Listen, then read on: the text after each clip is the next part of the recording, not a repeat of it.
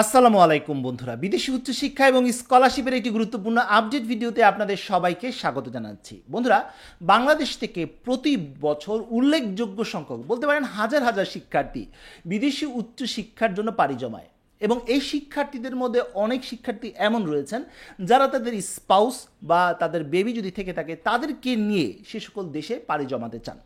আপনাদের মধ্যে অনেকেই এমন রয়েছেন যারা আমাকে কমেন্ট করেছেন, ইনবক্স করেছেন, এমনকি ইমেল করেছেন এবং জানতে চেয়েছেন যে এমন কোনো দেশ রয়েছে কিনা যেখানে শিক্ষার্থীরা তাদের স্পাউস বা ডিপেন্ডেন্ট বা তাদের যদি বেবি থেকে থাকে তাদেরকে নিয়ে মুভ করতে পারবে।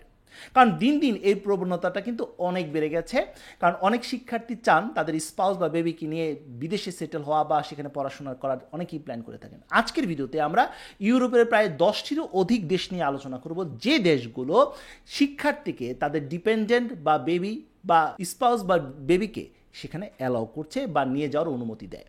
তাই ভিডিওটি খুব গুরুত্বপূর্ণ হতে যাচ্ছে, কোনো অংশ মিস করবেন না। বন্ধুরা, আপনি যদি আমার চ্যানেলে নতুন হয়ে থাকেন অনুরোধ করছি সাবস্ক্রাইব করার, অলরেডি সাবস্ক্রাইব করে থাকলে থ্যাংক ইউ সো মাচ। চলুন শুরু করা যাক। আজকে মূলত আমরা ইউরোপের 10টির অধিক দেশ নিয়ে আলোচনা করব, তবে এই দেশগুলোকে আমি দুটি ক্যাটাগরিতে ভাগ করেছি। প্রথম ক্যাটাগরি হচ্ছে সে সকল দেশ নিয়ে আমরা আলোচনা করব যেখানে শিক্ষার্থীরা তার ডিপেন্ডেন্ট বা স্পাউসকে বা বেবি যদি থেকে থাকে তাদেরকে সাথে করে নিয়ে ফ্লাই করার অনুমতি। আর দ্বিতীয় অংশে আমরা আলোচনা করব এমন কিছু দেশ, যে দেশগুলোতে শিক্ষার্থীরা তাদের স্পাউস বা বেবি বা ডিপেন্ডেন্টকে নিয়ে যেতে পারবেন, তবে শিক্ষার্থীকে আগে যেতে হবে, তারপর তার ডিপেন্ডেন্ট বা তার বেবি যদি থেকে থাকে তাদেরকে নিয়ে যাওয়ার অনুমতি পাবে। বন্ধুরা, প্রথমেই আমি ডেনমার্কের কথা বলবো। বন্ধুরা, এই দেশটিকে আমি প্রথমেই স্থান দিয়েছি, এর পিছনে অনেকগুলো কারণ রয়েছে।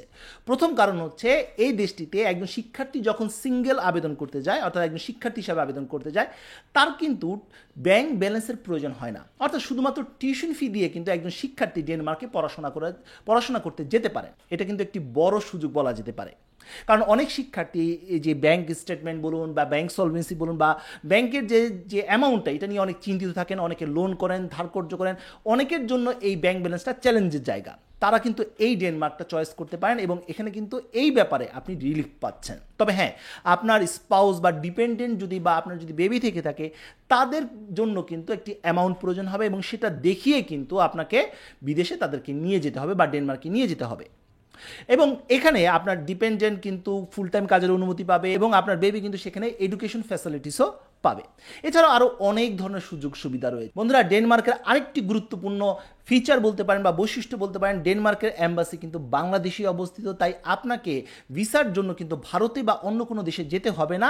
এটা অনেকের জন্য কিন্তু রিলিফ, কারণ অনেক দেশে কিন্তু, যেমন ফিনল্যান্ডের কথাই ধরি বা অন্য অন্য দেশ রয়েছে যেখানে কিন্তু অনেক ফ্যাসিলিটিস দেয়, হ্যাঁ এটা সত্য, কিন্তু এই পাশাপাশি কিন্তু একজন শিক্ষার্থীকে ভারতে ট্রাভেল করতে হচ্ছে বা অ্যাম্বাসির জন্য অন্য একটা দেশে যেতে হচ্ছে এবং সেখানেও কিন্তু অ্যাপয়েন্টমেন্টের ব্যাপার সহ নানা ধরনের চ্যালেঞ্জ তাকে মোকাবেলা করতে হয়। এই দিক থেকে কিন্তু ডেনমার্ক আপনার জন্য একটি ভালো চয়েস হতে পারে। বন্ধুরা, দ্বিতীয় যে দেশটির কথা বলবো সেটি হচ্ছে ফিনল্যান্ড। বন্ধুরা, ফিনল্যান্ড নানা দিক থেকে জনপ্রিয় এবং এই দেশটিতেও আপনার স্পাউস, বেবি এবং আপনার ডিপেন্ডেন্ট যদি থেকে থাকে তাদেরকে সাথে নিয়ে ফ্লাই করার অনুমতি দেয় দেশটি। পাশাপাশি এখানে ডিপেন্ডেন্ট কিন্তু ফুল টাইম কাজের অনুমতি পেয়ে থাকে এবং আপনার সন্তান কিন্তু সেখানে ফ্রি এডুকেশন পাবে। এটাও কিন্তু একটি বড় সুযোগ। এছাড়াও পিয়ার ফ্যাসিলিটিস বা পরবর্তীতে যে সেটেল হওয়া, সব দিক থেকে কিন্তু ফিনল্যান্ড কিন্তু খুব জনপ্রিয় একটি দেশ। তবে বন্ধুরা, এই দেশটিতেও কিন্তু নানা ধরনের চ্যালেঞ্জ রয়েছে। প্রথম চ্যালেঞ্জটি হচ্ছে এই দেশের অ্যাম্বাসি বাংলাদেশে নেই, তাই এই দেশের ভিসার জন্য আপনাকে ভারতে যেতে হবে। পাশাপাশি এখানে কিন্তু টিউশন ফি রয়েছে এবং ব্যাংক ব্যালেন্সেরও কিন্তু ব্যাপার রয়েছে। ডেনমার্কে যেমন টিউশন ফি দিতে হচ্ছে কিন্তু ব্যাংক ব্যালেন্স দিতে হচ্ছে না একজন শিক্ষার্থীর বা স্টুডেন্টের, কিন্তু এখানে কিন্তু একজন শিক্ষার্থী তার নিজের জন্য টিউশন ফিও দিতে হচ্ছে, পাশাপাশি তাকে ব্যাংক ব্যালেন্সও দেখাতে হচ্ছে এবং স্পাউস বা যদি ডিপেন্ডেন্ট বা তার যদি বেবি থেকে থাকে তার জন্য কিন্তু একটি অ্যামাউন্টের প্রয়োজনীয়তা রয়েছে। বন্ধুরা, ফিনল্যান্ড নিয়েও আমার চ্যানেলে ডিটেলস ভিডিও রয়েছে, চাইলে আপনারা দেখে নিতে পারেন। বন্ধুরা, তৃতীয় যে দেশটির কথা বলবো সেটি হচ্ছে নরওয়ে। বন্ধুরা, নরওয়ে এক সময় শিক্ষার্থীদের কাছে খুব পছন্দের একটি জায়গা ছিল। এর পিছনে অনেকগুলো কারণ রয়েছে। প্রথম কারণ হচ্ছে টিউশন ফিস ছিল না, কিন্তু গত 2 বছর যাবৎ দেশটি তাদের বিশ্ববিদ্যালয়ের বিভিন্ন সাবজেক্টের উপর টিউশন ফি তারা ইম্পোজ করেছে। এখন বাংলাদেশি হিসাবে কিন্তু সেখানে গিয়ে একটি হিউজ পরিমাণ টিউশন ফি দিয়ে দেওয়া অনেকের জন্য চ্যালেঞ্জের জায়গা। তবে দেশটি কিন্তু এখনও, অর্থাৎ এই 2024-এ এসেও তারা স্পাউস সহ এবং বেবি সহ ইন্টারন্যাশনাল শিক্ষার্থীদেরকে অ্যালাউ করছে। অর্থাৎ আপনি আপনার হাজব্যান্ড বা আপনার ওয়াইফ এবং সাথে যদি বেবি থেকে থাকে তাদেরকে নিয়ে আপনারা নরওয়ে চলে যেতে পারেন। এবং নরওয়ে কিন্তু খুব চমৎকার একটি দেশ, এনভায়রনমেন্টের দিক থেকে বলুন বা এডুকেশন কোয়ালিটির দিক থেকে বলুন, সব দিক থেকে কিন্তু এই দেশটি এগিয়ে রয়েছে। তবে বন্ধুরা, এই দেশটির দুটি চ্যালেঞ্জ আপনাকে মোকাবেলা করতে হবে। একটি চ্যালেঞ্জের কথা তো বললামই, দেশটিতে হিউজ টিউশন ফিজ রয়েছে। দ্বিতীয় চ্যালেঞ্জ হচ্ছে দেশটিতে আপনি যেই সাবজেক্টে মাস্টার্স করবেন সেই সাবজেক্টেই আপনাকে জব খুঁজে নিতে হবে, অর্থাৎ সেম রিলেটেড ফিল্ডে আপনার জব হতে হবে, না হলে কিন্তু সেখানে সেটেল হওয়াটা আপনার জন্য খুবই চ্যালেঞ্জিং হয়ে যাবে। এই ছিল মুদ্রার এপিট আর ওপিট, আশা করি বুঝতে পেরেছেন। আরেকটি সমস্যাও রয়েছে, সেটি হচ্ছে নরওয়েতে কিন্তু আপনি ব্যাচেলর করতে পারবেন না, সেখানে আপনাকে যেতে হলে হয় মাস্টার্সে যেতে হবে, না হয় পিএইচডিতে যেতে হবে। আর নরওয়ের এম্বাসি কিন্তু বাংলাদেশি রয়েছে, ভিসা প্রসেস সহ অন্য কাজগুলো কিন্তু বাংলাদেশি হয়ে থাকে, তাই কষ্ট করে অন্য কোনো দেশে যেতে হবে না। আশা করি নিশ্চয়ই সুবিধা অসুবিধাটা আপনি বুঝতে পেরেছেন। বন্ধুরা, চতুর্থ যে দেশটির কথা বলবো সেটি হচ্ছে পর্তুগাল। এখন অনেকেই হয়তো বা পর্তুগাল নিয়ে অনেক ধরনের কথা বলবেন, তবে বন্ধুরা দিন শেষে কিন্তু এই দেশটি কিন্তু একজন শিক্ষার্থীকে তার স্পাউস বেবি সহ সেখানে যাওয়ার অনুমতি দিচ্ছে এবং একসাথে যাওয়ার অনুমতি দিচ্ছে, এবং পাশাপাশি সেখানে কিন্তু আইএলটিএস ছাড়াও একজন শিক্ষার্থী সেখানে পড়াশোনা করতে পারেন। এটাও কিন্তু খুব গুরুত্বপূর্ণ একটা ব্যাপার রয়েছে। এখানেও কিন্তু টিউশন ফির পাশাপাশি আপনাকে ব্যাংক ব্যালেন্সও কিন্তু শো করতে হবে। আপনার স্পাউস বা বেবি যদি চায় সেই অনুযায়ী আপনাকে ব্যাংক ব্যালেন্স দেখাতে হবে। বন্ধুরা, এই দেশটিরও কিছু চ্যালেঞ্জ রয়েছে, কিছু সমস্যা রয়েছে। প্রথম চ্যালেঞ্জ হচ্ছে ইউরোপের অন্যান্য দেশের তুলনায় এই দেশটিতে কিন্তু ইনকামটা সেরকম নয়, কিছুটা কম বলা যায়। যেমন লিভিং এক্সপেন্স কম, তেমন কমই ইনকাম হয়ে থাকে।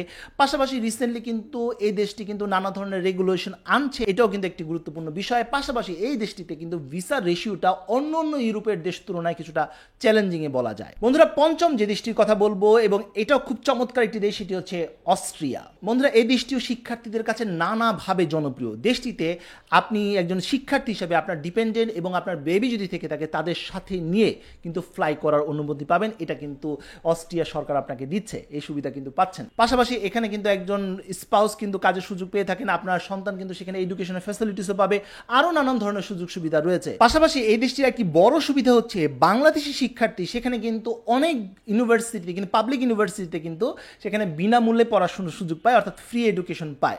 আবার কিছু কিছু ইউনিভার্সিটিতে কিন্তু খুব অল্প পয়সাতে সেখানে পড়াশোনা করতে পায়। এটা কিন্তু একটি বড় সুযোগ বলা যেতে পারে। যেমন ইউনিভার্সিটি অফ ভিয়েনাতে কিন্তু বাংলাদেশি শিক্ষার্থীরা অনেক ধরনের ফ্যাসিলিটিস পায়।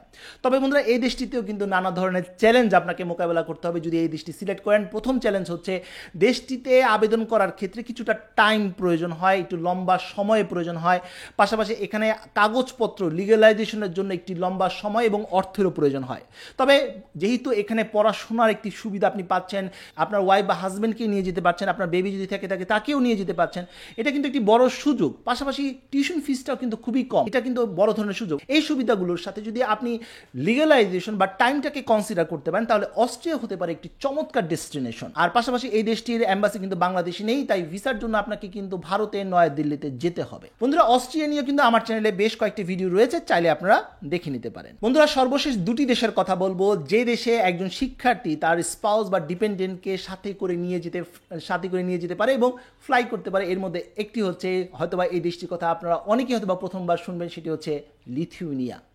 বন্ধুরা, রিসেন্টলি এই দেশটি অনেক বেশি জনপ্রিয়তা পাচ্ছে, কারণ টিউশন ফিস কম একদিকে, অন্যদিকে স্পাউস বা ডিপেন্ডেন্টকে বা বেবিকে সঙ্গে করে নিয়ে যাওয়ার একটি সুযোগ থাকে। পাশাপাশি সেখানে ইনকামও হয় ভালোই, পাশাপাশি খরচটাও কম, পরবর্তীতে পিআর ফ্যাসিলিটিসও রয়েছে।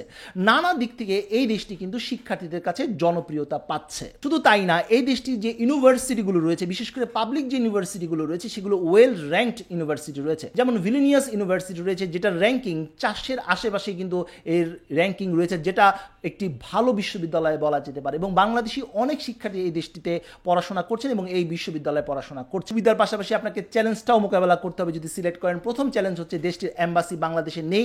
ভিসা ফেস করার জন্য বা পরবর্তী টিআরপির জন্য আপনাকে হয় ভারতে যেতে হবে, না হয় নেপালে কাঠমান্ডুতে যেতে হবে। এটা হচ্ছে প্রথম চ্যালেঞ্জ। দ্বিতীয় চ্যালেঞ্জ হচ্ছে এই দেশটিতে আবেদন করার ক্ষেত্রে বা ভিসা আবেদন করার ক্ষেত্রে পুলিশ ক্লিয়ারেন্সের প্রয়োজন হয়, এবং সেটি শুধু প্রয়োজনই হয় না, বরং সেটা ডাবল লিগ্যালাইজেশনের প্রয়োজন হয়, এবং এটার জন্য একটি প্রসিডিওরস রয়েছে। যদিও এটা অনেক বেশি ইজি হয়ে যাচ্ছে দিন দিন, কারণ এই পুলিশ ক্লিয়ারেন্সের যে বিষয়টা আগে অনেক জটিল ছিল, অনেক শিক্ষার্থীর অনেক টাকা পয়সা খরচ হয়েছে, কিন্তু এখন এই পুলিশ ক্লিয়ারেন্সের কাজটা বিশ্ববিদ্যালয় নিজে হ্যান্ডেল করছে, তাই শিক্ষার্থীরা কিন্তু এই সুযোগটা নিতে পারেন।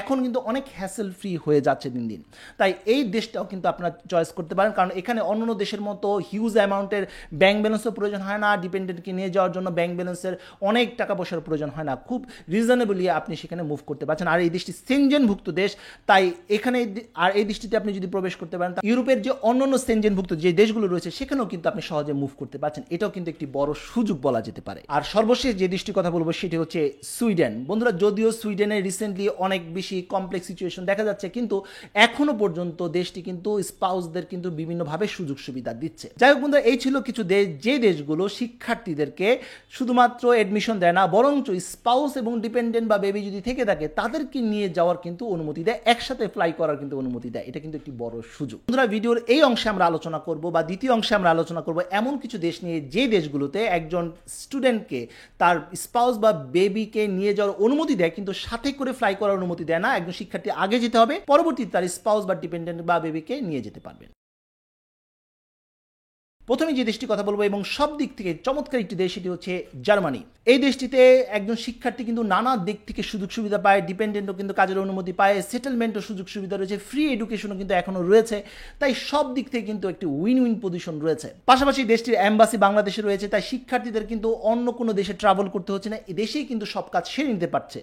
পাশাপাশি হিউজ একটি কমিউনিটি রয়েছে, বাংলাদেশি অনেক রয়েছে সেই দেশে পড়াশোনা করছে, স্পাউসকে ডিপেন্ডেন্টকে সেখানে পরবর্তীতে মুভ করিয়েছেন এবং সেখানে কিন্তু ভালোভাবে সেটেল হচ্ছেন। তাই এই দেশটি আপনার একটি চমৎকার ডেস্টিনেশন হতে পারে। তবে এই দেশটিতেও কিন্তু বেশ কিছু চ্যালেঞ্জ আপনাকে মোকাবেলা করতে হবে যদি সিলেক্ট করেন। প্রথম চ্যালেঞ্জ, এই দেশটিতে অ্যাপয়েন্টমেন্ট পাওয়াটা খুব চ্যালেঞ্জিং। অনেক লম্বা একটি কিউ রয়েছে, অনেক ক্ষেত্রে বছর বা 1.5 বছর সময় লাগে এই অ্যাপয়েন্টমেন্ট পেতে। তাই এটা কিন্তু অনেক শিক্ষার্থীদের জন্য একটি চ্যালেঞ্জের জায়গা। দ্বিতীয় একটি চ্যালেঞ্জ হচ্ছে যে এখানে স্পাউসকেও কিন্তু একটি ভাষা যোগ্যতার প্রয়োজন হয়, এটাও কিন্তু অনেকের জন্য চ্যালেঞ্জের জায়গা। যদিও বাংলাদেশে কিন্তু জার্মান ভাষা শেখার জন্য বেশ কয়েকটি ইনস্টিটিউশন রয়েছে, তারপরেও অনেকের কাছে নতুন একটি ভাষা শেখা সেটা কিন্তু অনেকের জন্য কঠিনই বলা যায়। দ্বিতীয় যে দেশটির কথা বলবো সেটি হচ্ছে বেলজিয়াম। বেলজিয়ামেও কিন্তু একজন শিক্ষার্থী নানা ধরনের সুযোগ সুবিধা পায় এবং এখানেও একজন শিক্ষার্থী কিন্তু পার্ট টাইম জব কিন্তু খুব ইজিলি পেয়ে যাচ্ছে এবং এই দেশটিতে কিন্তু তার স্পাউস বা ডিপেন্ডেন্ট বা বেবিকেও পরবর্তীতে নিয়ে যাওয়ার সুযোগ সুবিধা পান। তবে যদি কিছুটা টেকনিক অ্যাপ্লাই করা যায় তাহলে কিন্তু এই ডিউরেশনটা খুব অল্প সময়ের মধ্যেই করা যায়, অর্থাৎ খুব অল্প সময়ের মধ্যে আপনার ডিপেন্ডেন্ট এবং বেবিকে কিন্তু সেই দেশে মুভ করাতে পারবে। তবে বন্ধুরা, এই দেশটিতে কিন্তু বেশ কয়েকটি চ্যালেঞ্জ রয়েছে। প্রথম চ্যালেঞ্জ হচ্ছে এই দেশটিতে আপনাকে ব্লক অ্যাকাউন্টে টাকা পাঠাতে হবে, অর্থাৎ টাকাটা ব্লক করে ফেলতে হবে। আপনার স্পাউসকে যদি নিয়ে যেতে চান তার জন্য কিন্তু ব্লক করতে হবে। মোট কথা, আপনাকে টাকাটা ব্লক করে সে দেশে পাঠিয়ে দিতে হবে এবং টাকাটা কিন্তু আপনি একবারে পাচ্ছেন না, আপনাকে ভেঙে ভেঙে প্রতি মাসে দেওয়া হবে। এটা অনেকের জন্যই একটি চিন্তার কারণ অনেকেই বিভিন্ন জায়গা থেকে টাকা অ্যারেঞ্জ করে ব্যাংক ব্যালেন্স দেখিয়ে অনেকে স্পাউস বা নিজে মুভ করেন দেশের বাইরে, আর পরবর্তীতে যে সোর্সগুলো থেকে তিনি টাকাগুলো অ্যারেঞ্জ করেছেন সেই সোর্সগুলোতে ফেরত দিয়ে দেন। এভাবে অনেকে কিন্তু বিদেশে মুভ করেন, কিন্তু এখানে কিন্তু সেই সুযোগটা পাচ্ছেন না। আপনাকে টাকাটা সেই দেশে পাঠিয়ে দিতে হচ্ছে, ব্লক করে দিতে হচ্ছে এবং প্রতি মাসে আপনি নির্দিষ্ট অ্যামাউন্ট করে কিন্তু ফেরতও পাচ্ছেন।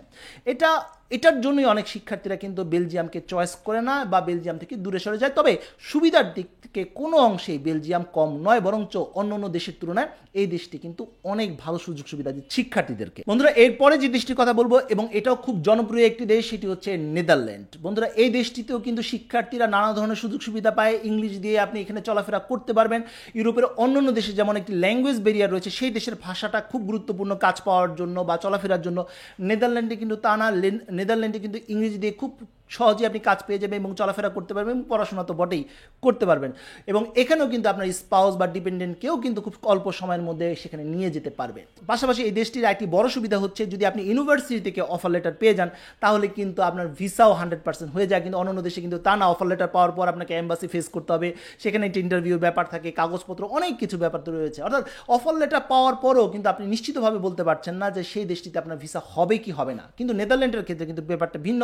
সেখানে যদি আপনি ইউনিভার্সিটি থেকে অফার লেটার ম্যানেজ করতে পারেন বা অফার লেটার পেয়ে যান তাহলে আপনি ধরেই নিতে পারেন যে আপনি সেই দেশটিতে যাচ্ছেন এবং আপনার ভিসাও হয়ে যাচ্ছে। তবে বন্ধুরা, দেশটিতে নানা ধরনের সমস্যা রয়েছে। এর মধ্যে প্রথম চ্যালেঞ্জ যেটা রয়েছে সেটি হচ্ছে দেশটিতে কিন্তু পড়াশোনা করার জন্য হিউজ অ্যামাউন্টে টাকা পয়সা প্রয়োজন হয়, অর্থাৎ আপনার টিউশন ফি, লিভিং এক্সপেন্স এবং আপনার স্পাউসের টাকা সব মিলে কিন্তু একটি বড় বাজেটের প্রয়োজন হয়। যাদের বাজেট নিয়ে প্রবলেম নেই তারা কিন্তু নেদারল্যান্ডটা চয়েস করতে পারেন, সব দিক থেকে কিন্তু এটা ভালোই বলা যেতে পারে। এছাড়া আরও কয়েকটি দেশ রয়েছে, যেমন রয়েছে স্লোভেনিয়া, এস্তোনিয়া বা বলতে পারেন ইতালি। এই দেশগুলো কিন্তু শিক্ষার্থীরা কিন্তু পরবর্তীতে তার স্পাউস বা ডিপেন্ডেন্ট বা বেবিকে তাদের দেশের নির্দিষ্ট নিয়ম মেনে কিন্তু মুভ করে নিয়ে যেতে পারবে। আশা করি মোটামুটি একটি ধারণা আপনি পেয়ে গেছেন যে কোন দেশগুলোতে শিক্ষার্থীরা তার স্পাউস বা ডিপেন্ডেন্টকে নিয়ে যেতে পারে সরাসরি বা সাথে করে, কোন দেশে নিয়ে যেতে পারে না বা পরবর্তী নিয়ে যেতে পারে।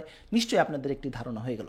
এখন হয়তোবা অনেকেই প্রশ্ন করতে পারেন যে ভাইয়া এই যে আপনি বিভিন্ন দেশের কথা বললেন, এখানে বিভিন্ন অ্যামাউন্টও প্রয়োজন হবে, তাহলে আমি যদি আমার স্পাউসকে বা ডিপেন্ডেন্টকে সাথে করে নিয়ে যেতে চাই তাহলে কত টাকা আমার বাজেট প্রয়োজন হতে পারে? বন্ধুরা, এটা ডিপেন্ড করছে দেশের উপর এবং সেই দেশের লিভিং এক্সপেন্সের উপর। সহজে একটি নিয়ম আপনাকে বলে দিই, তাহলে খুব সহজেই আপনি বের করতে পারবেন। যদি আপনি যে দেশটি সিলেক্ট করেন না কেন সেই দেশের লিভিং এক্সপেন্স যদি আপনি বের করতে পারেন, সেই লিভিং এক্সপেন্স দিয়ে আপনি 12 মাস যদি গুণ করে দেন তাহলেই আপনি মোটামুটি একটি আইডিয়া নিতে পারবেন যে ওই দেশে ব্যাংক ব্যালেন্স কত প্রয়োজন হয়। কারণ ম্যাক্সিমাম ক্ষেত্রে দেখা যায় বা এম্বাসির একটা রুলস থাকে যে সেই দেশের যে লিভিং এক্সপেন্স থাকে প্রতি মাসের যে লিভিং এক্সপেন্স সেটাকে 12 মাসের অর্থাৎ 1 বছরের একটি অ্যামাউন্ট সচরাচর তারা দেখতে চায়। কোনো কোনো দেশ অথবা 2 বছরেরটা দেখতে চায়, কিন্তু ম্যাক্সিমাম জায়গায় 1 বছরটা তারা দেখতে চায়। তাই আপনি যদি লিভিং এক্সপেন্সটা বের করে নিতে পারেন তাহলে সেটা 12 দিয়ে গুণ করলে আপনি বুঝতে পারবেন যে আপনার যে টার্গেট কিন্তু যে দেশটা সেই দেশে কত পরিমাণ ব্যাংক ব্যালেন্সের প্রয়োজন হবে। তো বন্ধুরা, এই ছিল আজকের মতো ভিডিও। আজকে আমরা জানতে পারলাম বেশ কিছু তথ্য, আশা করি তথ্যগুলো আপনাদের কাজে আসবে। তো বন্ধুরা, আজ এই পর্যন্ত, সবাই ভালো থাকুন, সুস্থ থাকুন, দেখা হবে আগামী কোনো ভিডিওতে। সে পর্যন্ত আল্লাহ হাফেজ।